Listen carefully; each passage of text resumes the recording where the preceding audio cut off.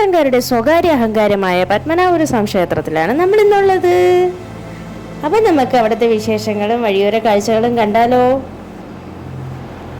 വൈകുന്നേരം ആയപ്പോൾ ഒന്ന് നടക്കാൻ ഇറങ്ങിയതാണേ. എത്ര കണ്ടാലും തീരാത്ത കാഴ്ചകളാണ് ഇവിടെ ഉള്ളത്. എല്ലാവർക്കും അറിയാം, ഒരു വട്ടമെങ്കിലും എന്ന എക്സ്പീരിയൻസ് ചെയ്യാനുള്ളൊരു അമ്പലവും പരിസരവുമാണിത്. ഒരുവിധം എല്ലാവരും വന്നിട്ടുള്ള അമ്പലമായിരിക്കും, എന്നാലും ഞാൻ പറഞ്ഞതന്നേ ഉള്ളൂ. ഇത് അമ്പലക്കുളമാണ്. അയ്യോ, എന്തോരം മീനുകളാണെന്നറിയോ അവിടെ ഉള്ളത്. അവിടെ ആളുകൾ നിന്ന് മീനെ ഫീഡ് ചെയ്യുന്നുണ്ട്. അവിടെ അവിലും മലരൊക്കെ മേടിക്കാൻ കിട്ടും. ഒരു ഡപ്പയ്ക്ക് 10-20 അങ്ങനെ എന്തോ ആണ് റേറ്റ് വരുന്നത്. അത് അവിടെ നിന്ന് മേടിച്ചിട്ട് കുളത്തിലേക്ക് എറിഞ്ഞു കൊടുക്കും. അത് കഴിക്കാനായി നിറയെ പ്രാവുകളും മീനുകളും എല്ലാം വന്ന് ഇങ്ങനെ ഇരിക്കും. അത് കാണാൻ തന്നെ എന്താ ഭംഗിയാണെന്നറിയോ. നമ്മൾ ഒരുപാട് വിഷമിച്ചിരിക്കുന്ന ഒരു സമയമാണെന്ന് വെച്ചോ, വെറുതെ ഇവിടെ വന്നാൽ കുളത്തിൽ നോക്കിയാൽ മീനെയൊക്കെ നോക്കിയിരുന്നാൽ തന്നെ നമുക്ക് പകുതി ആശ്വാസം ഉണ്ടാകും. അത്ര ഭംഗിയാണ് അവിടെ എല്ലാം കാണാനായിട്ട്.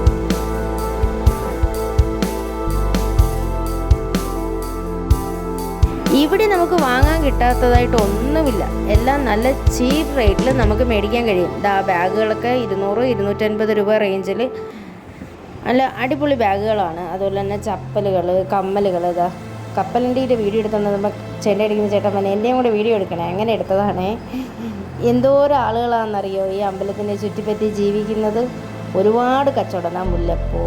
അങ്ങനെ നമ്മൾ അമ്പലത്തിൻ്റെ ഫ്രണ്ടിലെത്തിയേ.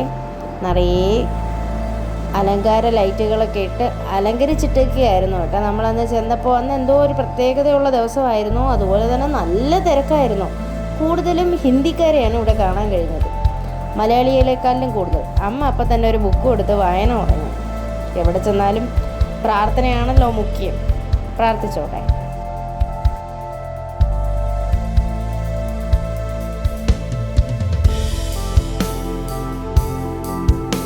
രാവിലെ മഹാകുംഭ അഭിഷേകം ഉണ്ടായിരുന്നേ.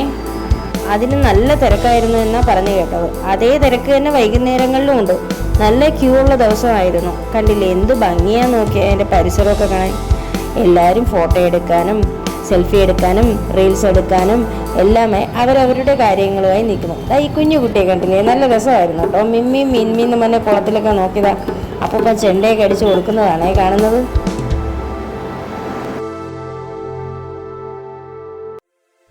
അമ്പലത്തിൻ്റെ ഫ്രണ്ടിൽ വന്ന് വെറുതെ ഇരുന്നാൽ തന്നെ നമ്മളെ മൈൻഡ് ഫ്രഷ് ആവും. അത്ര നല്ല ഭക്തിസാന്ദ്രമായ ഒരു സ്ഥലമാണ് പത്മനാഭപുര സ്വാമി ക്ഷേത്രം. കണ്ടില്ലേ എന്തോരം ആളുകളാണ് നോക്കി ദൈവത്തിന് കാണാൻ. രാവിലെ മുതലേ ക്യൂ കിടക്കുന്നവരും കാണും ഈ കൂട്ടത്തിൽ. കണ്ടോ, ദൈവത്തിന് കാവലായി നിൽക്കുന്ന ആളുകളെ കണ്ടോ. ലൈഫിൽ എന്തെങ്കിലും വിഷമങ്ങളൊക്കെ നമുക്കുണ്ടാകുമ്പോൾ ഇതുപോലെ നല്ല പോസിറ്റീവ് എനർജി വരുന്ന സ്ഥലങ്ങളിൽ വന്നിരുന്ന് കുറച്ച് നേരം അവിടുത്തെ കാഴ്ചകളും കണ്ട് കുറച്ച് ഭക്തിപൂർവ്വം ഇരുന്ന് കഴിഞ്ഞാൽ തന്നെ നമ്മുടെ പാതി പ്രശ്നങ്ങൾ മാറിക്കിട്ടും. അതൊന്ന് ട്രൈ ചെയ്ത് നോക്കുക, സക്സസ് ആവും. എനിക്ക് അനുഭവമുണ്ട്. കണ്ടില്ല, രാത്രിയായപ്പോൾ ഞാൻ നേരത്തെ പറഞ്ഞില്ലേ ഒറ്റ ഫ്രെയിമിൽ തന്നെ രണ്ടും കിട്ടുമെന്ന്. ഒരു വൈകുന്നേരം വന്നു കഴിഞ്ഞാൽ രാത്രിയാകുമ്പോൾ ഈ ഒരു കാഴ്ചയെ നമുക്ക് കാണാൻ കഴിയും. മൊബൈലുമായിട്ട് അടുത്തോട്ടൊന്നും പോയിക്കൂടെ. അതുകൊണ്ട് വളരെ ദൂരെ നിന്നാണ് ഞാൻ ഈ വീഡിയോ എടുത്തത്. എന്ത് ഭംഗിയാണ് നോക്കി കാണാനായിട്ട്. അപ്പോഴും വഴിയിലെല്ലാം കച്ചവടമൊക്കെ തകൃതിയായി നടക്കുന്നു. എന്നും എൻ്റെ വീക്ക്നെസ്സായ കമ്മൽ, നല്ല അടിപൊളി വെറൈറ്റി കമ്മലുകൾ വളരെ ചീപ്പ് റേറ്റിൽ കിട്ടും. നല്ല ചെരുപ്പുകളും കച്ചവടമൊക്കെ തകൃതിയായി നടക്കുന്നുണ്ട്. മുല്ലപ്പൂക്കട, ബാഗിൻ്റെ കടകൾ എന്ന് വേണ്ട, അവിടെ ഉപ്പ് തൊട്ട് കർപ്പൂരം വരെ കിട്ടും. അയ്യോ എന്ത് ഭംഗിയാന്ന് നോക്കണേ കൃഷ്ണ. അപ്പം മറ്റൊരു വീഡിയോ കാണും വരെ tata bye bye. Okay, see U.